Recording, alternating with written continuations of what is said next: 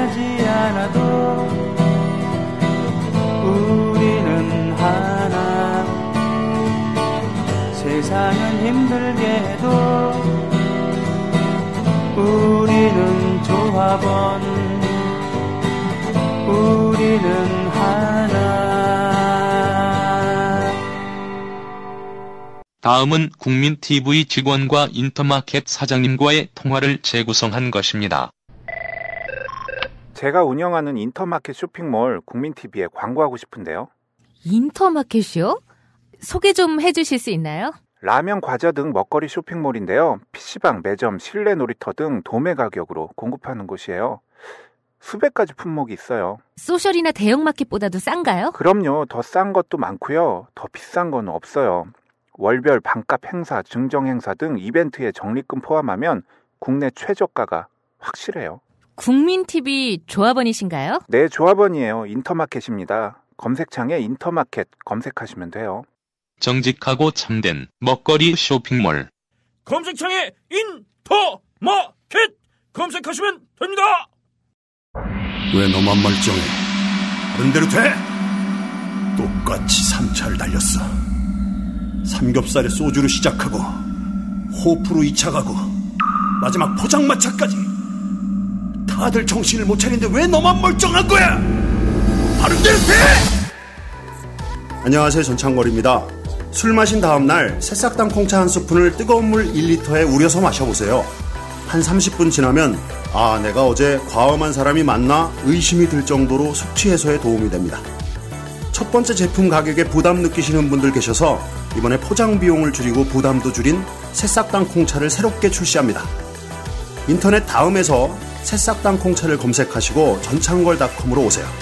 전화문의는 070-8635-1288 070-8635-1288로 전화주시면 되고요.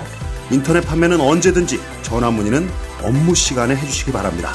그치의 구도 새싹당 콩차.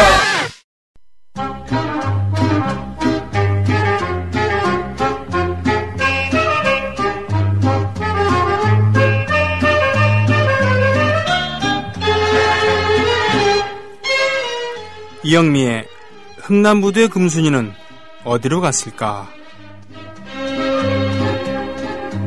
눈보라가 비날리는 바람찬 1979년 10월 26일 자연인 박정희만 자연으로 간 게 아니었습니다. 나의 조국이란 노래도 사라졌죠. 박정희 작사 작곡으로 알려졌던 그 노래입니다. 새마을 노래도 그전보다는 덜 울려 퍼지게 되었는데요. 참 웃기죠. 2000년대 들어왔고 새마을 식당이라는 것이 여기저기 생기면서 그 노래들도 거리에 울려 퍼지게 되었습니다. 도대체 세월은 돌고 도는 것인가? 네. 음악과 특히 대중문화, 대중음악과 사회는 뗄래야 뗄 수가 없다 라는 생각을 이렇게 구체적인 데서 알 수도 있겠는데요. 자, 이 얘기를 저는 이렇게 어설프게 얘기를 합니다만 제대로 짚어주실 분 오늘도 모셨습니다. 이영미 선생 모셨습니다. 안녕하십니까? 안녕하세요. 네, 오늘은 좀 오프닝에 좀 무게를 잡으셨어요. 예, 무게 잡으려다 실패했어요. 그 나의 조국 얘기가 원래 어려워요. 그렇죠? 예. 네. 그 나의 조국이 아주 전형적인 트로트적인 오음계로 되어 있는 노래거든요. 네. 라시도 미파 음계 바로 네네네. 그거예요. 네. 그러니까 제가 고등학교 때 왜 그 노래를 중고등학교 때 부르면서 왜 이렇게 그게 싫었나? 네. 왜 이렇게 손발 오그라들면서 막 부르기 싫은 노래 있잖아요. 약간 유치한 것 같아서. 네네네. 그 느낌이 드는 정체를 잘 모르고 있었어요. 왜 애국가나 다른 응원가 같은 건 다 부를 수 있는데 이게 단조해서 그런가? 왜 그런가? 그랬어요. 네. 나중에 보니까 그게 라시도미파 음계더라고요. 그러니까 그게 싫은 거였어요, 저한테는. 저는 그 국민학교 때였는데 네. 이 노래 즐겨 불렀어요. 아, 그랬군요. 네. 근데 이상하게도 왜 국민학생들한테 이렇게 군가를 가르쳐주고 그랬는지 모르겠어요. 아, 그때는 뭐 정서가 그런 거였으니까. 그래서 익숙해져 갖고는 이 노래도 불렀어요. 그래서 저는 아직 특히 싫은 부분이 어디냐면 굳세게도 살아왔네 이런 그렇군요. 부분들. 시라파미 이럴 때 아주 확 기분이 상해요. 전 처음부터 좋았어요. 백두산의 푸른 전기 얼마나 힘차요. 그러니까 그거를 박정희 대통령이 지었다는 것을 알고서 다 이해가 됐어요. 왜냐하면 1917년생이거든요. 1917년생이군요. 예, 그러니까 식민지 후반기 이런 노래들이 들어와서 트로트가 자리를 잡았던 시대. 예? 완전히 청소년기를 보냈던 바로 그 세대인 거예요. 케네디랑 비슷한 때 태어났군요. 아, 그렇군요. 네, 케네디. 예. 또 그렇게 하니까 완전히 분위기가 달라지네요. 예. 네. 그러니까 그 시대를 살았던 사람한테는 이 노래가 무슨 외색이고 이런 게 아니고 굉장히 멋있는 노래라고 생각하고 지었을 거예요. 근데 왜 그러지? 왜 요즘 애들은 싫어하지? 이렇게 생각했을 수도 있습니다. 충분히. 그렇군요. 예. 이 국제시장과도 얘기할 수 있는 그런 건데, 그 얘기는 좀 남들도 다 얘기하니까. 네. 네. 오늘은 어떤 얘기를 해주시겠습니까? 그러니까 50년대 전쟁과 관련된 대중가 이야기를 오늘 좀 하려고 하는데요. 네. 지난 회의에 네. 트로트의 뇌구조, 정서구조 뭐 이런 얘기 했었잖아요. 네네. 그러니까 세상의 마음대로 되지 않고 포갑적인데 나는 그거를 극복할 수도 없고 내 행동으로 세상을 바꿀 수도 없고 그렇다고 노도하지도 못하고 그냥 이렇게 끌려가 버리면서 그러니까 나도 죄인이고 피해자고 이렇게 막 복잡한 슬픔의 정서가 생긴다 이런 말씀을 드렸는데요. 네. 그게 50년대가 되면서 남자들의 꿋꿋한 의지를 강조하는 노래에서는 조금씩 치름계가 복원되기 시작한다라는 말씀을 들었어요. 굿세어라 금수나. 네, 굿세어라 금수나처럼. 근데 그게 근데 군인들의 씩씩한 의지 쪽으로 가면 조금 더 강해져요.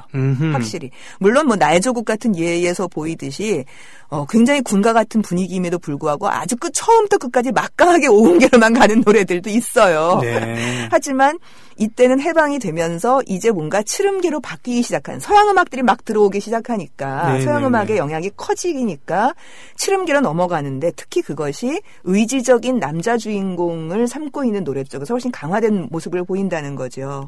그러니까 쉽게 얘기하면은 그냥 편하게 얘기하면은 오음계에서 치름계로 가면서 좀 밝고 씩씩한 이런 느낌이 의지적인 느낌 그런 게 좀 강해졌다는 거죠. 예, 네. 대표적인 노래가 전우야 잘 자라예요. 전우야 잘 자라. 예. 전우의 시체를 넘고 넘어 앞으로 이거요? 예, 이거는 치름계를 거의 다 쓰고 있거든요. 레하고 솔을 다 쓴 라시도 도레미파솔라의 치름계를 다 쓰고 있어요. 네. 근데 이 노래를 지은 사람이 박시춘이거든요. 또 박시춘이 나옵니까? 네, 또 박시춘이에요. 네. 그러니까 박시춘이 나는 오음계만 다룰 수 있는 사람이야. 그런 거 아니에요. 그게 그 시대였으니까 그런 걸 지은 거고요. 치름계도 얼마든지 지으려면 짓는 사람인 거거든요. 지난 회의 마지막 노래를 유호 작사 박시춘 노래 이별의 부산정거장이었는데 그렇죠. 예, 그것도 박시춘. 오늘도 유호 작사 박시춘 작곡이군요. 네, 굿세어라 금수나도 박시춘 작곡. 그러니까 전우야 잘 자라도 그렇고. 네, 전우야 잘 자라도 그렇고. 네. 전우야 잘 자라 한번 들어보겠습니다. 이 노래는 뭐 처음부터 음반으로 만들어진 건 아니었고요. 오늘은 명국환의 목소리로 듣겠습니다.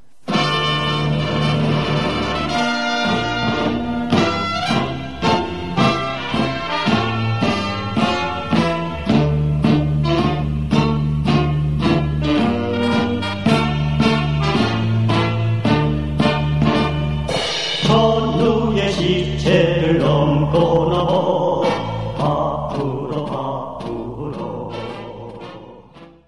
아이고 화랑담배 연기 속에 그 가사가 가장 인기가 있는 부분이죠. 이게 추풍령 부분인데요. 이 노래는 이제 낙동강에서 전진에서 올라오는 거잖아요. 그러니까 1절은 낙동강아 잘 있거라 우리는 전진한다. 그런데 그 전우가 얼마나 많이 죽었어요. 그 낙동강 전선에서. 그럼요. 그거를 하나도 거두어주지 못하고 시체를 넘고 넘어서 올라온 거예요.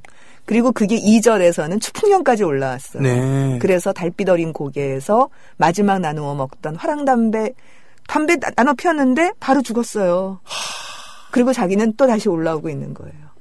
그리고 3절이 한강수예요. 드디어 가을이 됐어요. 들국화가 송이송이 피어있는 그런데 노들강변 그 백사장에 넘어져 있는 전우가 생각나는 거예요. 거기까지 돌아오니까. 저는 같이 삽질하던 전우밖에 없습니다만 그래도 찡합니다.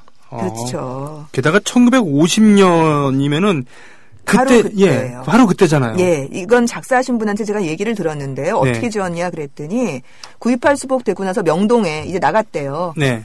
나가서 이제 사람들 다 살아있나 찾아볼 거 아니에요. 네. 근데 거기서 이 작사자 유호 선생이 박시춘 선생을 만난 거예요. 우연히 명동에서. 어머 살았냐 이러면서. 그렇죠. 네. 그리고 이제 만나서 박시춘 집에 가가지고 밤새도록 술 마시면서 이 곡 한 곡을 지었대요. 그리고서 바로 이 노래가 압록강 진군할 때까지 계속 국군한테 불렸다는 노래예요. 저라도 저라도 맨날 불렀을 것 같아요. 그렇죠. 예. 근데 이 노래가 분명히 뭐 전쟁 때 지어지는 건 다 이제 어느 정도 어느 편의 이데올로기가에 서 있는 거잖아요. 네네. 굿세어라 금수나는 말좀 월남민의 시각이고요. 네. 단장의 미아리곡에는 납북자 가족의 시각이잖아요. 네. 뭐 그렇지 않으면 노래가 그 공식적으로 발표될 수가 없으니까. 그렇겠죠. 네. 그러니까 이것도 분명히 한쪽 편에 서 있는 것임에도 불구하고 뭐 굉장히 절절한 호소력을 아주 폭넓게 가지고 있는 것은 그 이데올로기를 다 떠나서 전쟁이라는 것이 얼마나 비극적인가를 너무나 생생하게 그려내고 있기 때문인 것 같아요. 그러니까 이 두 분이 한반도에서 직접 전쟁을 겪지 않았으면 나올 수 없었던 그렇죠. 그런 명작이겠군요. 예. 지금은 3절까지 들으셨는데 원래 4절이 있어요. 예. 지금 3절 부분이 원래 3절과 4절을 이렇게 합쳐놓은 건데요. 네네. 그러니까 3절은 한강수에서 노들강변에 잠들어 있는 전후고요. 네. 4절에서는 이제 38선을 치고 올라가는 바로 그 시점이에요. 네. 그래서 맨 마지막 나오는 9절 흙이 묻은 철간모를 손으로 어루만지니 떠오른다 내 얼굴이 꽃같이 별같이. 그게 이제 마지막 9절입니다. 와, 소름 끼치네. 소름 끼치죠.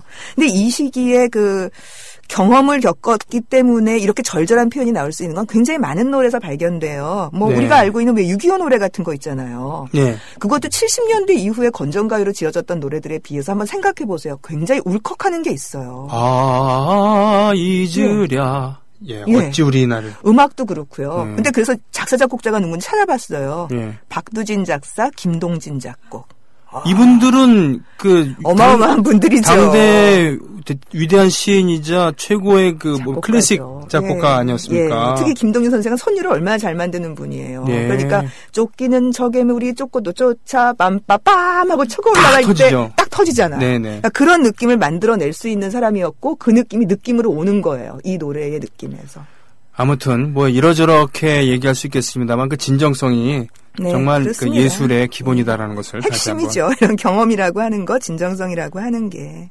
국군의 날이 광복군 그런 창설일도 아니고 청산리 대첩 전승일도 아닌 1950년 바로 휴전선 넘어서 38선을 통과해서 북진하는 날 10월 1일, 국군 1사단이 그렇게 북진하는 날 그거를 기념해서 국군의 날인 우리나라, 대한민국 정부, 뭐 이런 생각도 들고요. 군인에 대한 노래 하나 더 들었으면 좋겠어요. 역시 트로트를 벗어나 있는 노래인데요. 네네. 트로트적 감수성이 깔려있긴 하지만 여전히 치름계를 쓰고 있어서 트로트적 감수성을 살짝 벗어난 노래. 네. 신세영의 전선야곡. 이것도 전쟁 중에 지어진 거고 52년에 녹음이 됐습니다. 역시 유호 작사, 박시춘 작곡입니다. 고지전이 한창이었었던 휴전협정이 지지부진해지면서 이거 휴전 협상이 유호 작사 박시춘 작곡의 전선야곡입니다.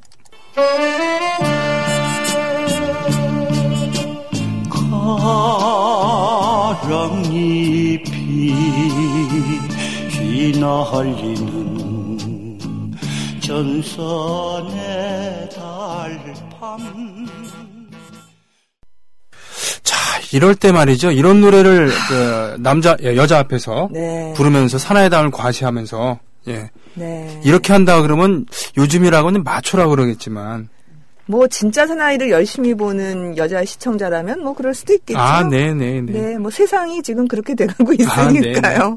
아니 하지만 잘 만들었어요. 이것저것을 다 떠나서 굉장히 잘 만들었습니다. 뭉클합니다, 정말. 네. 감동적인 군인 노래에 가장 빠지지 않은 감초. 어머니가 딱 등장을 하잖아요, 여기서. 그러니까 참 이게 한밤중이고요. 낮에는 군인으로 사느라 정신이 없지만 이게 밤중이 되면은 전투가 딱 끝나고 나서 잠은 안 오고 거기서 이제 뭔가 온갖 생각이 다 인간으로 돌아오는 거잖아요. 군인에서 인간으로 돌아온 한 사람의 이야기인 거죠.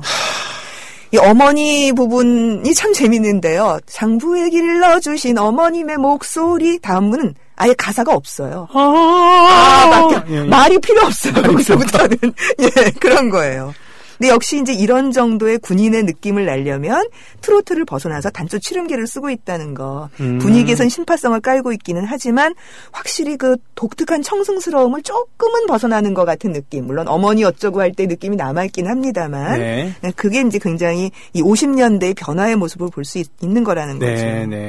근데 모든 이 시기의 군인 노래가 다 이랬던 건 아니에요. 뭐 완전히 단조 트로트 오음계로 된 노래들도 있었고요. 군인 노래들도. 또 공식적으로 널리 불린 노래들 중에서도 그런 게 많았습니다. 그러니까 사실은 전우야 잘 자라나 전선야곡 같은 노래는 공식 군가가 아니고 당시에 진중가요라고 해요. 가요계에서 만들어져서 진중에서 불린 노래.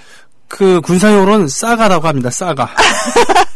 네. 싸가. 네네, 사가. 예. 사가인데 이제 이게 군가처럼 된 거죠. 예, 그러니까 진중가요예요. 이건 진중가요란 말로 부르는데, 그거 말고 공식 군가에서는 오히려 일제시대 때 불렀던, 일제 말기에 불렀던 친일가요, 궁극가요가 고스란히 쓰인 경우도 있었어요. 정말요? 예. 정말 놀랍죠? 어떻게 이런 말도 안 되는 짓이 벌어질 수가 있을까 싶잖아요. 네. 근데 그렇습니다. 혈청지원가라는 노래가 있어요. 이게 군가로 많이 불렸던 노래예요. 혈청지원가? 네, 네. 혈청지원가. 그거는 어디에서도 나오냐 하면요. 태백산맥 맨 마지막 장면 있죠. 거기 국군들이 막 부르고 나오는 장면이 있어요. 거기서 살짝 나와요, 이 노래가. 그 태백산맥이라는 영화.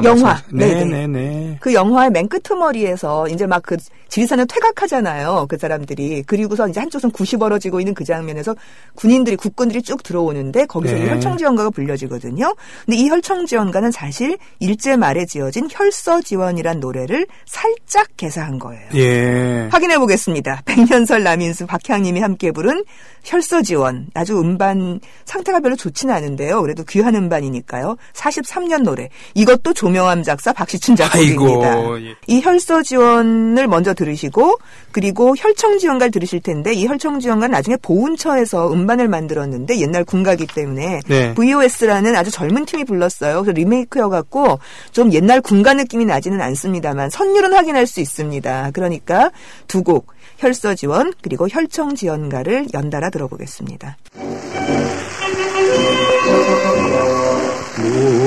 무명지 깨물어서 붉은비를 흘려서 일장기 그려놓고 성수만세 부르고 한글자 쓰는 사연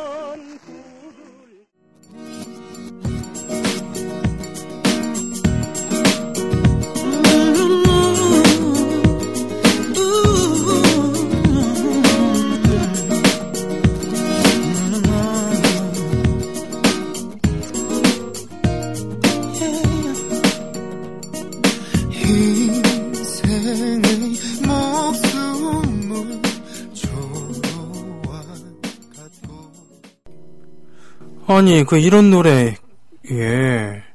뭐 좀 복잡하네요. 네, 노래가? 좀 비교하기가 네네. 좀 까탈스럽죠. 네네. 앞에서 들으신 노래는 혈서지원 원래 노래가 맞고요. 네. 두 번째 거는 두 노래를 이렇게 짬뽕을 했어요. 네. 예, 근데 어쨌든 한 글자 쓰는 사연, 두 글자 쓰는 사연, 대한민국 국군 되기 소원합니다 하는 부분이 그게 이제 혈청지원가의 한 부분입니다. 정확한 부분인데요. 가사를 다시 한번 불러드릴게요. 혈서지원 가사는 이래요. 무명지 깨물어서 붉은 피를 흘려서 일장기 그려놓고 성수만세 부르고 한 글자 쓰는 사연, 두 글자 쓰는 사연, 나라님의 병정되기 소원입니다. 네. 이게 43년 가사고요. 네. 혈청지원가로 원래 불렀던 그 시절에 불렀던 노래가 뭐냐면 똑같이 무명지 깨물어서 붉은 피를 흘려서 똑같아요. 네. 일장기 대신 태극기를 바꿨어요. 아하. 그러니까 태극기 그려놓고 성수만세라고 할 수는 없잖아요. 네. 그러니까 천세만세 부르자 이렇게 바뀌었어요. 네. 그리고 똑같이 한 글자 쓰는 사연, 두 글자 쓰는 사연. 나라님의 병정되기가 당연히 바뀌겠죠. 네. 대한민국 국군되기 소원합니다.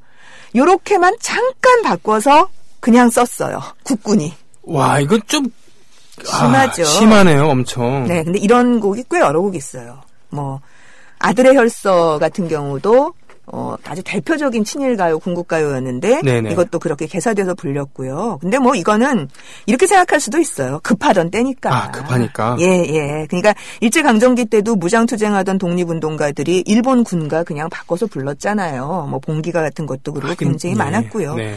7, 80년대 그 시절에도 전선을 간다 우리 그런 거 그냥 불렀어요. 사나이 한 목숨 이런 가사 바꿔가지고. 예. 그냥 불렀어요. 아, 그랬었어요. 그러니까 예, 저희도. 쏟아지는 최루타는 어머님의 눈물인가. 맞아요. 이렇게 불렀어요. 예. 그러니까 살짝 개사해갖고 민주화운동 투쟁가로 바로 그냥 불렀는데요. 피와 땀이 서려 있는 네네. 서관역 잔디밭에 쏟아지는 최루타는 예, 어머님의 눈머리가 네. 하고요 이 못 맞춰 통일이 된다면 민주가 된다면 뭐 이런 그렇게 거. 했었죠. 네. 그러니까 대중들이 이런 식으로 부르는 것을 말리기는 쉽지 않아요. 네네. 그건 뭐 필요하니까 이런 노래를 자꾸 쓰는 거거든요. 근데 문제는 한 나라의 공식적인 군가를 만들면서 이렇게 썼다는 거예요. 그건 좀 문제죠. 아무리 나라가 부실해도 말이죠. 예, 이거는 국가 공신력의 문제이기 때문에. 근데 이제 이 시대에는 이런 것을 걸러낼 정도의 여유도 혹은 이런 정도의 인식도 없었던 것 같아요. 그냥 가사 잠깐 바꾸면 되는 거 아니야? 이런 거였던 거고요. 그런 걸 알 수 있는 건 뭐냐면 대중가요 창작자들이 일제 말기에 상당히 친일 혐의가 있는 노래들을 살짝 바꿔서 뭐라 할까? 재활용이라고 할까? 네. 네. 그렇게 해먹은 여러 노래가 있다는 거예요. 예. 그러니까 노래의 정체성이라고 하는 게 그냥 방향만 살짝 바꾸면 그냥 다 바뀌는 것이다라고 생각하는 그 정서 안에도 뭔가가 들어있다는 생각을 잘 못했던 게 아닌가. 하긴 친일 경찰 노덕술이 바로 옷 바꿔 입고 나왔고 말이죠. 그렇죠. 그리고 뭐 그런 네네. 예 그런데 뭐 박시춘 선생도 이런 친일가요 만들다가 살짝 바꿔서 예 그리고 50년 전쟁 일어난 다음에는 종군 작가단, 종군 음악단으로 종군하셨으니까. 그러니까 기술이라고 하는 건 굉장히 중립적이라고 생각하는 거죠. 그냥 그렇게 해서. 그러니까 근데 그것을 똑같은 노래를 계속 바꿔먹은 노래들이 꽤 여러 곡이 있거든요. 하긴 저작권에 대한 개념도 없었을 테고. 근데 뭐 자기 건데요, 뭐. 내 거 내가 마음대로 하겠다는데 그렇죠. 어떡할 거야. 자기 건데. 하나 들어보겠습니다. 아, 예. 심연옥의 아내의 노래라고 역시 52년에 전쟁을 소재로 했던 노래인데요. 네네. 전쟁에 남편을 보낸 여자의 노래예요. 유호 작사 손목인 작곡의 노래입니다. 들어보시죠. 유호 작사 손목인 작곡의 아내의 노래.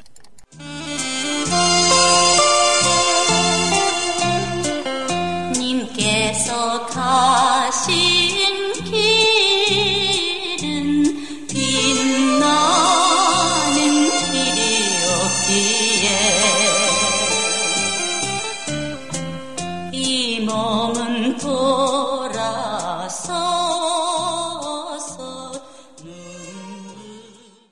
이건 저희 어머니께서 부르시는 창법입니다.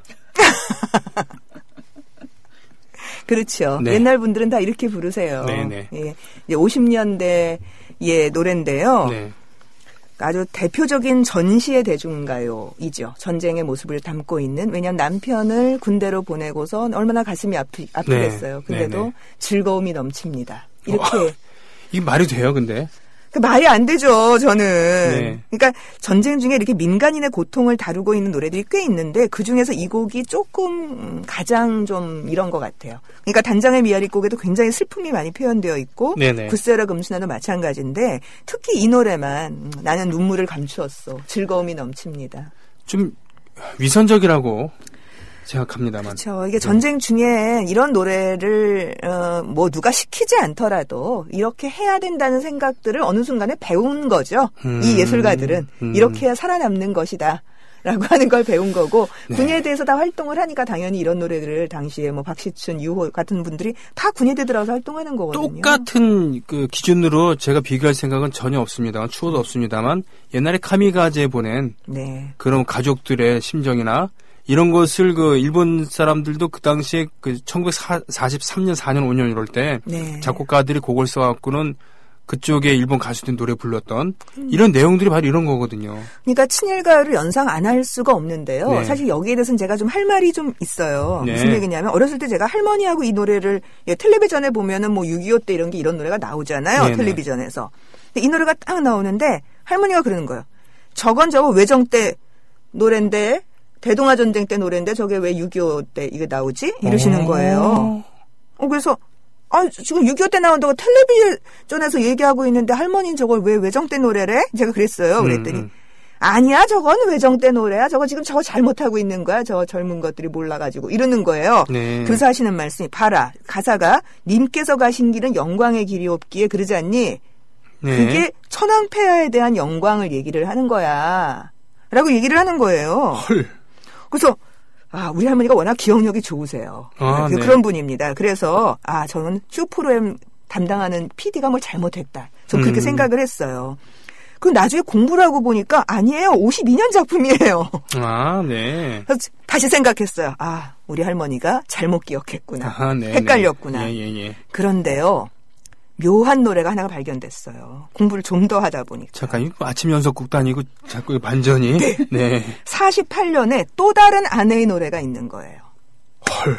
근데 그게 심연옥이 아니에요. 심연옥이 부른 아내의 노래하고 곡은 똑같아요. 네. 가사가 달라요. 김백희라고 하는 여자가 부른 또 다른 아내의 노래가 있는 겁니다. 그렇군요. 근데 이거는 지금 음질이 너무 나쁘고 뭐 가사도 잘 알 수가 없는데 어쨌든 꽤 비슷해요. 아유 곡은 똑같고요. 네. 근데 작사가 유호 작사가 아니고 조명암 작사 손목인 작곡. 또 여기서 조명암이 나오는군요. 예. 네. 그리고 손목인 작곡입니다. 네. 가사가 뭐 이런 거예요. 기어코 가신다니 내 어이 사르릴까. 가신 뒤에 내 갈 곳도 님의 길이요. 요 가사는 원래 아내의 노래에 있는 가사 52년 거하고 똑같죠. 그 다음 가사가 까마귀가 울어도 떨리는 가슴 속에 피눈물이 흐릅니다. 피눈물이 흐릅니다. 이렇게 돼 있어요. 근데 이제 굉장히 궁금하잖아요. 그래서 제가 유호 선생한테 여쭤봤어요. 네. 1948년에 아내의 노래가 하나가 더 있다. 예. 그러면 이 노래가 있다는 걸 알고 이 가사를 지었느냐. 라고 제가 여쭤봤어요. 네. 그랬더니 그러더라고요. 아니 그 손목이니까 어느 날 갑자기 막 뛰어와가지고 네. 내가 작곡은 다 했고 제목도 지었는데 가사를 못 지었다고. 가사를 빨리 지어달라고. 그래서 후다닥 같이 지었대요. 같이 따라라라라라 사기를 쳤군요. 손목인 선생님. 그렇죠. 근데 열심히 쓴 거예요. 네. 그래서 유 선생이 사람이 좀 좋아요. 네. 넘어간 거예요. 거기서. 사실 이런 예가 하나가 더 있거든요. 그렇군요. 한 번 더 말씀을 드릴게요. 후다닥 가사를 만들어줬는데 나중에 보니까 조명한 가사로 멀쩡하게 4년 전에 있었던 거예요. 그것도 음반까지 나온 거죠. 그러니까 조명암은 당시에 월북을 했기 때문에 김백희의 아내의 노래가 사라질 운명에 처했잖아요. 네. 그러니까 손목인 작곡가가 노래를 버리기가 아까우니까 네네. 곡을 가지고 빨리 뭔가를 짓는 것을 작사자 하나를 꼬셔서 이걸 만든 겁니다. 네. 자, 그런데 문제는 그럼 48년의 아내의 노래는 도대체 무슨 소리를 하자는 거냐는 거예요. 예. 어쨌든 남편은 지금 떠나가고 아내가 가신 뒤에 내 갈 길도 님의 길이요. 지금 이러고 있는데 남자가 자기가 싫어서 가는 것 같지는 않아요. 네. 게다가 헤어지는데 뭐 님양한 일편단심 뭐 거의 이런 수준이에요. 100골이 되어 뭐 100번 고쳐주고 너무 비장하잖아요. 자기 버리고 가는 남자한테 하는 얘기치고. 그러게 말해요. 무슨 부처님 반토막도 아니고. 네. 예. 그러니까 이런 정도의 상황은 군인을 보내는 상황이라면 좀 얘기가 돼요. 그렇죠. 그거는 뭐 어쩔 수 없이 보내는 거니까. 나라를 위한다는 라고 하니까. 네, 제발 살아만 계셔주세요. 하지만 그럼에도 불구하고 군인으로 열심히 싸워주세요. 이런 생각이 있을 거 아닙니까? 겉으로는 어떻게든 그렇죠. 살아오는데 그러니까 속으로는 근데 네. 겉으로는 그 비장하게 싸우세요 그러지만 속으로는 그렇죠. 예, 장부의 길을 일러주신 어머님의 목소리가 진짜 장부의 길을 일러줬겠어요. 그러게 말이에요. 살아오라 그랬겠지. 너 절대로 저 뒤에 가거나 앞에 있지 마라.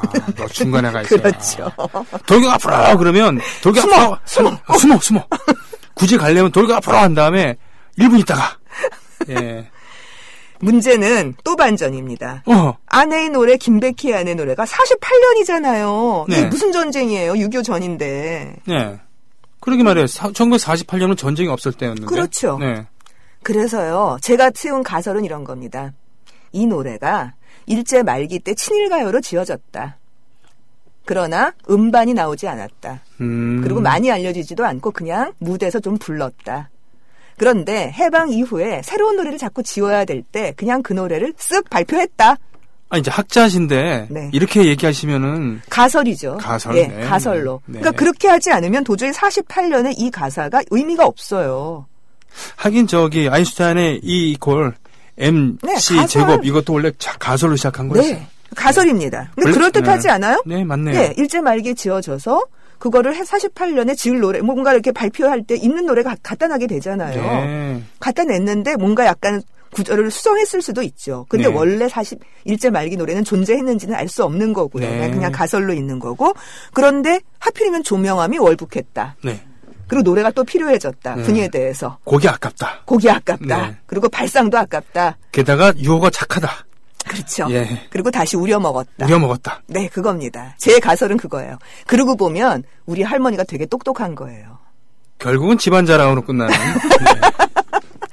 그런데 또 한 가지 하고 싶은 얘기는 이런 겁니다. 어차피 태평양 전쟁이든 6.25이든 겪는 가족의 입장에선 비슷해요.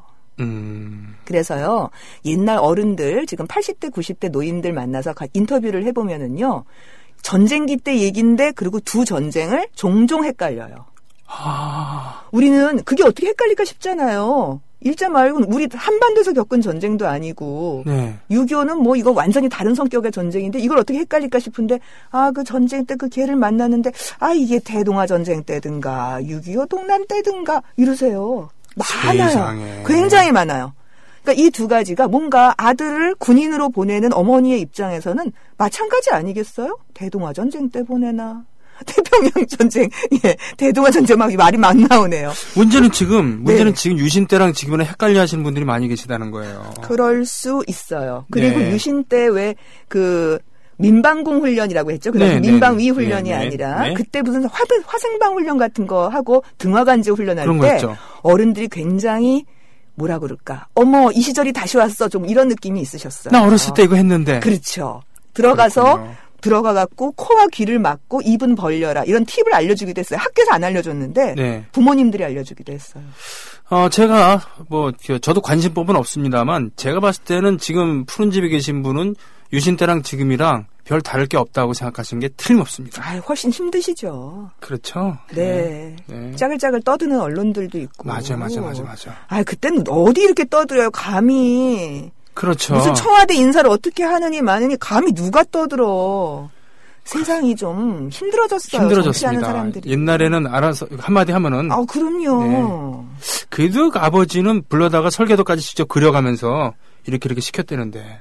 그게 그럴만 하니까 그런 거지. 네. 지금 같아서는 조금만 설계도 잘못 그리면 막 뭐라 그러고 그럴 텐데 그거 어떻게 해요.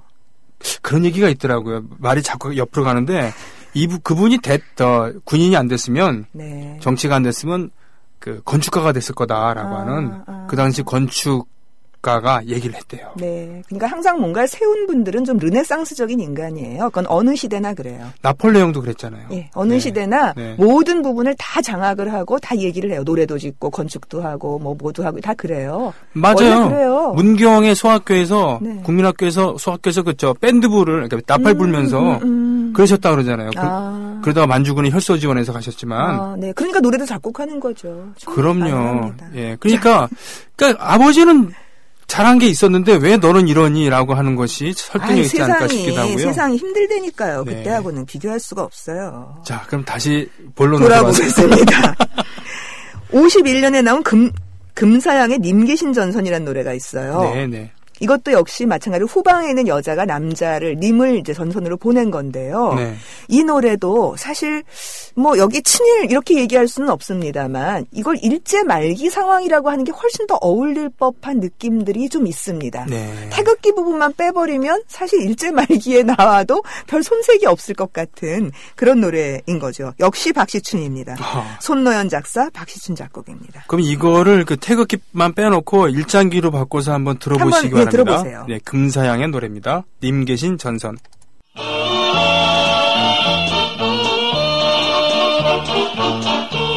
태극기 흔들며 님이 떠난 새벽 정거장 기적이 일어서 만세 소리 하늘 높이. 님 계신 전선이었는데요. 저는 헷갈렸었어요. 아내 노래랑 이 노래가. 님께서 가신 이게 님 계신 전선 아니었나. 제목만 보고선 그럴 수도 있잖아요. 이거는 님 계신 님이여 건강하소서 그거죠. 근데 이게 일본 군가 같은데요, 정말. 그건 이제 트로트이기 때문에 선율이 워낙 오음계를 쓰고 있기 때문에 그런 건데요. 설정은 이런 겁니다. 군으로 갔고 남아있는 여자가 님이여 건강하소서 이렇게 노래하는 상황인데요. 그 님이 떠나는 풍경이 어떻게 그려져 있냐면 저는 바로 이 대목 때문이에요. 깃발이 파도치는 기차역이에요. 여기가. 군 입대 풍경 그려지시죠. 실제로 그러긴 해서 시대극 보면 그렇게 많이 나오죠. 근데 사실 이 입대 풍경은 6.25 때보다도 일제 말기 때 훨씬 더 어울려요. 왜냐하면 6.25 때는 정신이 없잖아요. 전쟁 터진 다음에 막 걷어들였으니까. 그렇죠. 막 수시로 제2국민역 막 들어오고 막 이랬던 시절이니까. 근데 일제 말에 태평양 전쟁 때는 정말 순서대로 이렇게 나이별로 탁탁 잘라가지고 징병 보내고 이런 지원병 하면은 또 지원했다고 모아놓고서 총독이 연설하고 하룻밤 재우고 시가지 행진하고 깃발 다 들고 나와서 하고 이런 걸 다 했던 거였거든요. 전선 떠나기 전에 가족들하고 뭐 인사하고 돌아와서 다시 기차역에서 마중 나가고 네. 이런 걸 했어요. 아, 그렇군요. 그리고 다 주민들이 기차역에 동원돼서 어깨띠 두르고 다 일장기 흔들면서 뭐 이런 행사들을 했거든요. 네. 그러니까 그 파도 치는 깃발이라고 하는 풍경이 사실은 6.25보다는 일제말에 훨씬 더 어울리는 풍경일 수 있어요. 물론 6.25 때 이렇지 않았다는 것이 아니라. 네. 근데 노래는 51년 노래잖아요. 그렇군요. 그러니까 이게 노래를 짓는 사람이나 부르는 사람이나 5년 이게 왜냐하면 이게 전쟁 사이가요. 태평양 전쟁 끝나고 6.25 나기 전까지 5년밖에 시간이 없어요. 대통령 한번 바뀔 때밖에 안 됐군요. 네. 네, 굉장히 짧아요. 네. 사실 이제 우리 할머니 얘기를 또 하면 우리 아버지가 1924년생이시거든요. 네. 24년이 갑자년이었어요. 네. 근데 이분들이 묻지 마라 갑자생이란 말을 써요. 묻지 마라 갑자생. 얼마나 억울하면 갑자년에 태어난 게. 아. 그 외에 58년 개띠들이 굉장히 억울해하잖아요. 예, 오빨리 억울하십니까? 네. 저는 58년 개띠가 아니니까. 네네. 예, 58년 개띠들이 굉장히 억울해하는데 그게 왜 그러냐 하면은 박정희 대통령의 외아들하고 동갑이었어요. 예. 그러니까 그게 꼭 맞는 게 아닌데 예. 그렇기 때문에 자꾸 입시제도가 바뀌었다는 피해의식을 갖고 있어요, 이 사람들이. 그걸 모르셨어요? 이게 있어요. 그게 그 얘기였군요. 네, 58년 개띠 막 불쌍하다고 그래요. 네. 왜냐하면 뭐 이렇게 공부하고 있는데 갑자기 무시험 됐대. 네. 또 공부하고 있는데 또 무시험 됐대.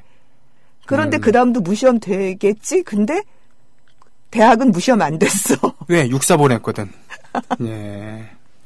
그렇군요.